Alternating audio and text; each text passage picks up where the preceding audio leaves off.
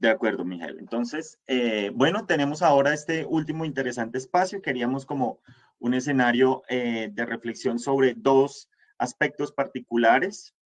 El primero está vinculado con algo que ha venido ocurriendo en los últimos años en América Latina y se ha hecho más visible particularmente el año pasado y este año con las protestas urbanas en la ciudad de Chile contra estas agresivas políticas neoliberales y financiaristas de las últimas décadas, estas políticas neoliberales en Chile aplicadas pues, desde la década del 80 que progresivamente fueron expandiéndose a diferentes países de América Latina. En Colombia también vivimos un nuevo momento, unos nuevos escenarios de protesta social, también en la Ciudad de México, en otras ciudades de América Latina, movimientos sociales muy vigorosos que han encontrado por parte del Estado una respuesta de una fuerte agresividad, de una fuerte violencia, de una gran brutalidad policial. Entonces quisiéramos que Mijael nos comentara sus apreciaciones sobre estos últimos movimientos urbanos, movimientos sociales de carácter urbano, y cómo lees ahí en este panorama el cruce entre estas manifestaciones de la ley, de la violencia y de la represión brutal a las movilizaciones. Ese es como el primer ámbito.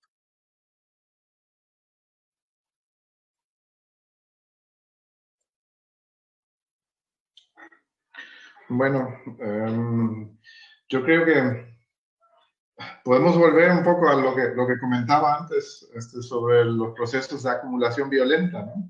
Que implica o que son el fundamento del capitalismo. En ese sentido, creo que si la acumulación violenta implica el lado oscuro de nuestras sociedades, ¿no?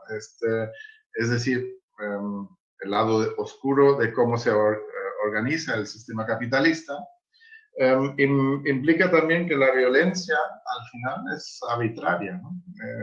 Entonces, lo que implica es que la violencia y la agresividad por parte de las fuerzas estatales es simplemente una respuesta a mantener el status quo, y un intento de mantener el status quo y la dominación y la capacidad de dominar a través de las fuerzas policiales, ¿no? Es algo que, pensando en la violencia de las fuerzas policiales que mencioné anteriormente, pues son fundamentales, ¿no? Si pensamos que las relaciones entre ley, civilización y capitalismo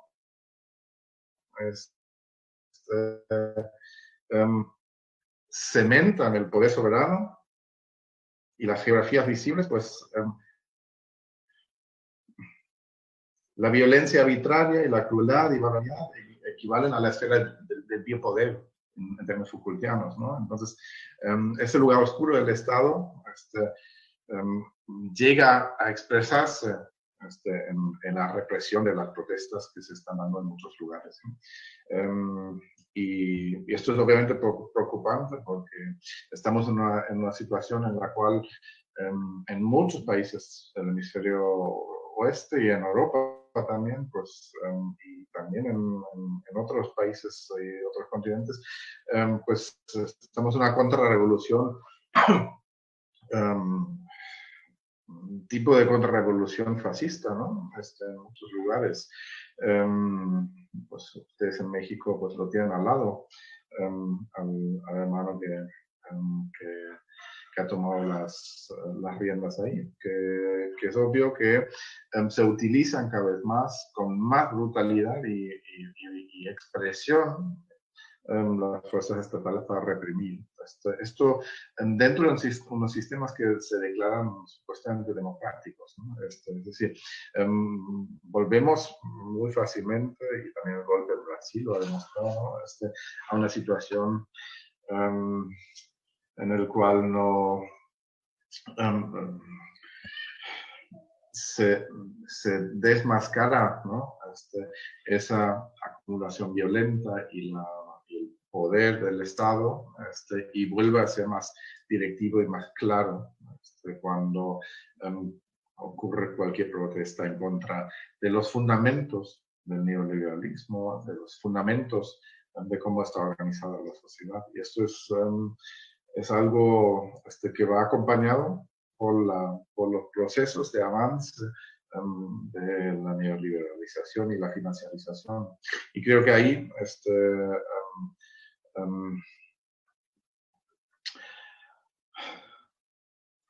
estamos en una situación, en una encrucijada donde sí, vamos a ver grandes, grandes cambios en el sentido de cómo se gestiona lo democrático y lo que es permitido en el mundo, pues de forma dramática. Incluso lo que estamos viendo, digamos, este momento ahora que podemos celebrar que estamos conectados y tenemos la posibilidad de conectarnos, pero no sé hasta qué punto, digamos,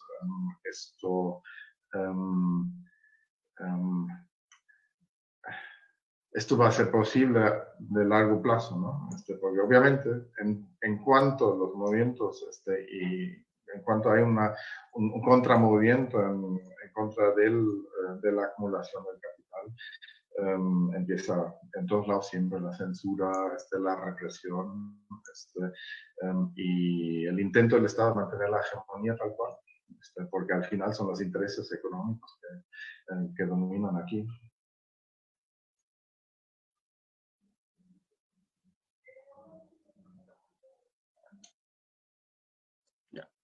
De acuerdo, Miguel. Evidentemente, como comentas, sí son tiempos bastante convulsos para la movilización social en América Latina, y estos elementos que acotas con respecto a la manera en la que se establecen estas relaciones triádicas entre poder, la ley y la violencia, pues impactan no solo la movilización en sí, no solo la lucha por los derechos, sino también otra serie de dimensiones de lo social, de lo afectivo,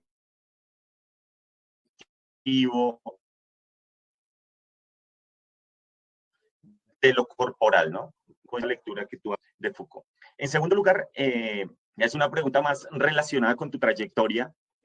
Varias personas que participan de nuestro semillero, del seminario de la UNAM, bueno, nos comentan un poco cómo surge el interés por estudiar América Latina. O sea, ¿por qué un geógrafo alemán termina estudiando América Latina, generando estos lazos tan cercanos de América Latina?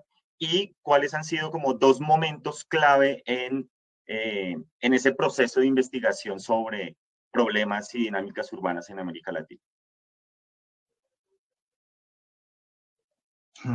Buena pregunta. ¿Cómo surge? Obviamente, como saben, pues no nací hablando este idioma, sino es algo que aprendí ya como casi de adulto, teniendo la oportunidad de pasar tiempo en México hace 25 años, una cosa así. Y en aquel momento, pues me apasionó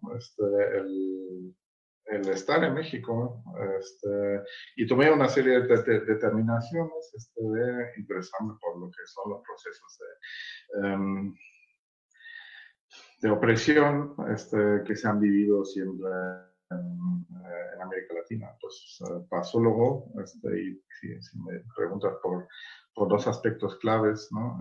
Uno, creo que es la vivencia que he tenido en su momento en el 2001, en el tiempo cuando pasé una temporada larga en Buenos Aires.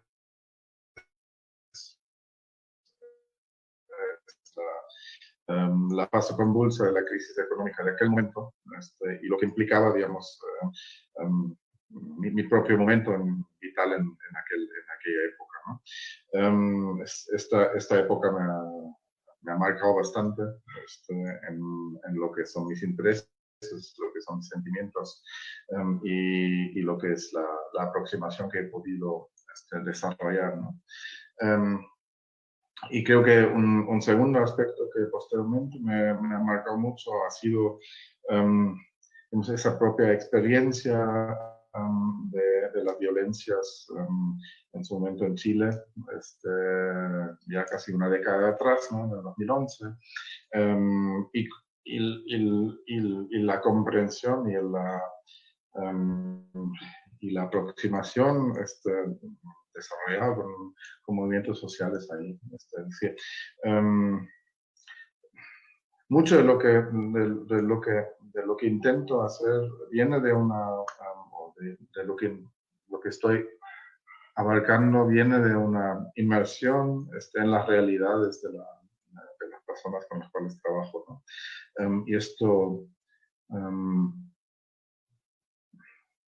hace que mis intentos de reflexión académica parten no de lo académico, sino de esa propia vivencia personal en lugares específicos. A ver. Bueno, finalmente una pregunta que es claramente muy amplia, pero sobre la cual quisiéramos algunas palabras. Y es la importancia de pensar la teoría urbana crítica para América Latina.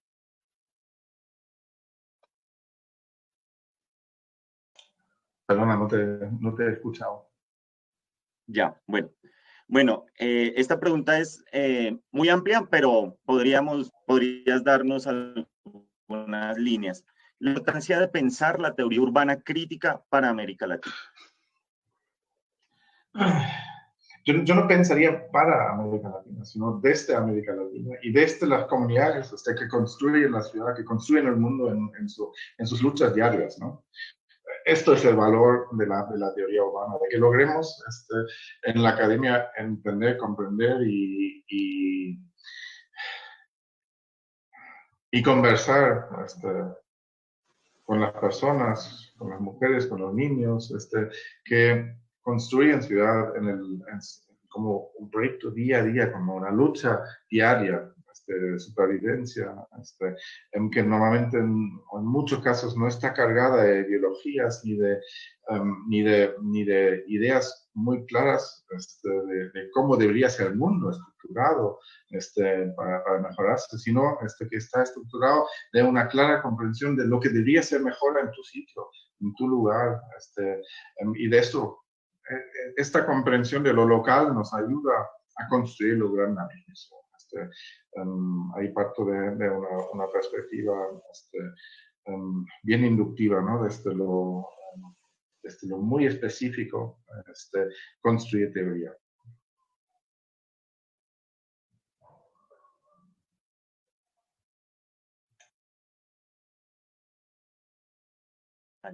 Ya. Bueno, de acuerdo, Mijael, muchísimas gracias a todos y todas quienes nos acompañaron en esta primera sesión del seminario permanente Dinámicas Urbanas Contemporáneas en América Latina. Los y las esperamos el próximo 7 de octubre, 11 de la mañana, hora Colombia, México, para la segunda sesión con la profesora María Mercedes Di Virgilio de la Universidad de Buenos Aires. Ella nos hablará sobre mercantilización de la vivienda. ¿De acuerdo? Entonces, muchísimas gracias y hasta la siguiente.